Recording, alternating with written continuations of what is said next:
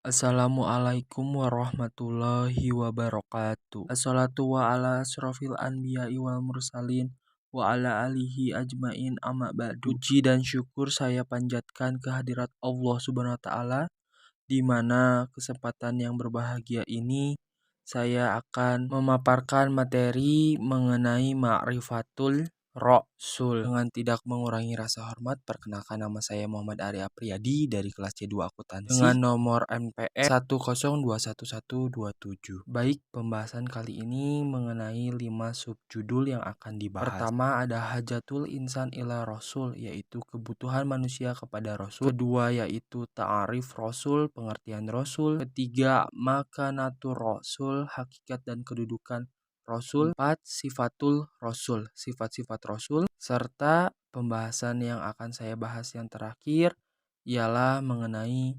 wazhifatur Rasul, tugas Rasul. Baik, pembahasan yang pertama mengenai hajatul insan ila Rasul, kebutuhan manusia kepada Rasul. Nah, di sini dikatakan setiap manusia diciptakan dalam keadaan yang fitrah, di mana maksudnya di antaranya adalah mengakui kewujudan Allah Subhanahu wa taala sebagai pencipta dan harus diaplikasikan kepada kehidupan sehari-hari melalui petunjuk yang Allah berikan, yaitu Al-Quran dan Sunnah yang diajarkan Nabi dan Rasul terakhir umat Islam, yaitu Nabi Muhammad SAW. Supaya apa? Supaya ibadah yang kita jalankan selama ini benar dan sesuai dengan ajaran Nabi Muhammad SAW serta menjadi ibadah yang sahih. Selanjutnya adalah pembahasan mengenai syarah. Syarah ini terbagi menjadi 3, yaitu al-insan. Ialah ciptaan Allah yang mempunyai banyak kelebihan dari ciptaan yang lainnya. Salah satunya adalah fitrah. Kata al-insan sendiri merujuk pada penciptaan sedari rahim sampai mati. Namun terbagi menjadi 2 dimensi, yaitu tubuh dan spiritual. Selanjutnya ada fitrah. Fitrah sendiri adalah baik buruknya manusia untuk menilai dirinya sudah ada sejak dilahirkan. Dalam fitrah ada juga yang disebut wujud kholik, sesuatu yang tak dapat diingkari.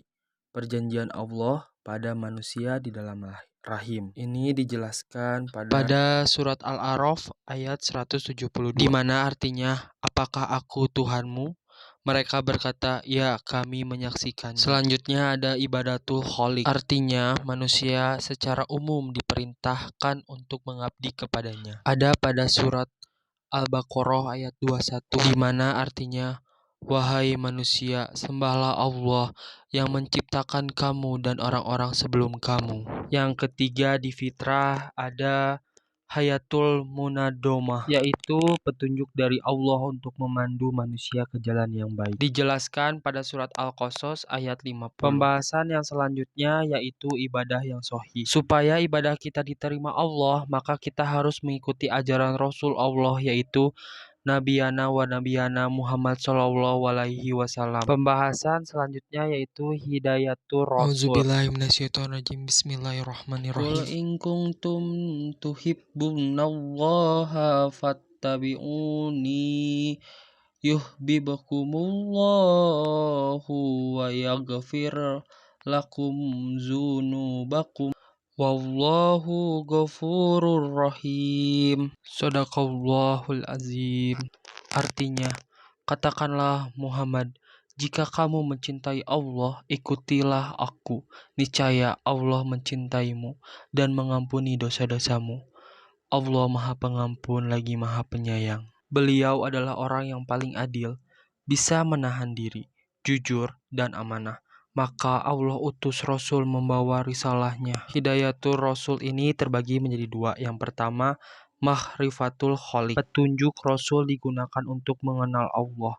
Dengan kita melihat gunung, hewan, dan lain sebagainya merupakan salah satu cara mengenal kita kepada Allah. Selanjutnya yaitu minhajul hayah. Petunjuk Rasul digunakan untuk petunjuk Islam supaya berada di jalan yang benar. Rasul sebagai suri tauladan. Al-Azhab ayat 21. Demikian pembahasan pertama yaitu hajatul insan. Selanjutnya pembahasan kedua yaitu ta'arif Rasul. Pengertian mengenai Rasul. Rasul adalah lelaki yang diciptakan dan diutus Allah dengan membawa risalah kepada manusia. Ta'arif Rasul berasal dari kata rasala yang berarti mengutus. Rasul, bentuk infinitif dari kata Rasul yang berarti utusan atau seorang yang diutus. Dalam pembahasan ta'arif Rasul ini ada dua kunci ar-Rasul. Yang pertama, hamilur risalah, membawa dan menyampaikan risalah. Kedua, qudwatu fi tadbikir risalah, menjadi contoh bagi umat manusia dalam ajaran yang dibawanya. Tidak semua orang yang membawa risalah dapat disebut atau diakui sebagai Rasul, karena Rasul yang diutus Allah memiliki ciri khusus, yaitu memiliki sifat asy'ah. Sifat-sifat ini seperti sidik, amanah, tabligh, dan juga yang kedua diberikannya mujizat. Salah satunya mujizat terbesar Nabi Muhammad yang ada sampai sekarang, yaitu adalah ayat suci Al-Quran. Ciri yang ketiga adanya berita kedatangan. Yang keempat adanya berita kenabian. Terakhir adanya hasil dakwah yang dibawakannya. Demikian pembahasan materi yang kedua. Selanjutnya materi yang ketiga mengenai makanatur Rasul, kedudukan atau hakikat Rasul. Hakikat dan kedudukan Rasul berada di antara manusia dan kedudukannya sangat penting bagi sebagian populasi di dunia ini, bahkan hingga saat ini. Hakikat Rasul ini terbagi menjadi tiga. Yang pertama, hamba di antara hamba Allah. Nabi atau Rasul adalah hamba yang seperti manusia pada umumnya. Segala aktivitas yang dilakukan oleh manusia biasa juga dilakukan oleh Rasul, namun dengan cara yang baik dan sesuai dengan perintah Allah. Rasul memiliki karakteristik seperti al-insan, nasab, jum, dan juga sejarah kenabian. Yang kedua ada as-sunnah. Segala sesuatu yang disebutkan dan diamalkan bernilai syar'i dan perlu mengikutinya. Sunnah yang demikian menjadikan sebagai teladan atau ikutan. Menurut hukum fikih, Rasul dijadikan sebagai tempat ketaatan dan tauladan. Dijadikannya dalil. Terakhir, Rasul di antara Rasul Allah. Seperti yang kita ketahui bahwasannya Rasul ada pada zaman dan kaum yang berbeda. Maka dari itu, ada ajaran bawaan yang disempurnakan terus-menerus hingga sempurnaan terakhir. Ialah ajaran Nabi Muhammad SAW. Dengan tugas Nabi dan Rasul yaitu menyampaikan risalah, menunaikan amanah dan pemimpin umat. Demikian pembahasan mengenai hakikat Rasul. Selanjutnya pembahasan yang keempat yaitu sifatul Rasul. Sifat-sifat Rasul. Seperti yang telah dibahas sebelumnya bahwasannya Rasul memiliki sifat dan keistimewaan yang sendiri. Sifat yang ada pada Rasul. Sifat ini pasti ada pada dalam diri Rasul. Sebagai contoh ada sifat al-basyiron kamila yang artinya kemanusiaan seutuhnya. Kedua ada al-ismah, terpelihara dari kesalahan dan dosa. Ketiga asyidik, jujur dan benar. Keempat fatonah, yaitu cerdas. Kelima al-amanah, terpercaya. Keenam tabligh, menyampaikan. Ketujuh iltijami, berkomitmen. Kedelapan hulukin azim, akhlak yang mulia. Terakhir, uswatun hasanah, teladan yang terbaik. Nah, kesembilan sifat yang telah saya sebutkan itu pasti ada pada dalam diri Rasul dan tidak mungkin baginya tidak memiliki kesembilan sifat seperti ini. Di kesempatan kali ini pun saya akan membahas sifat-sifat yang mustahil pada Rasul. Pertama, al-kizib, berdusta atau suka berbohong. Kedua, al-khianat, berkhianat atau ingkar. Keempat, al-kitman, suka menyembunyikan sesuatu. Terakhir, al-baladah, bodoh atau dungu. Keempat sifat tersebut mustahil ada pada Rasul.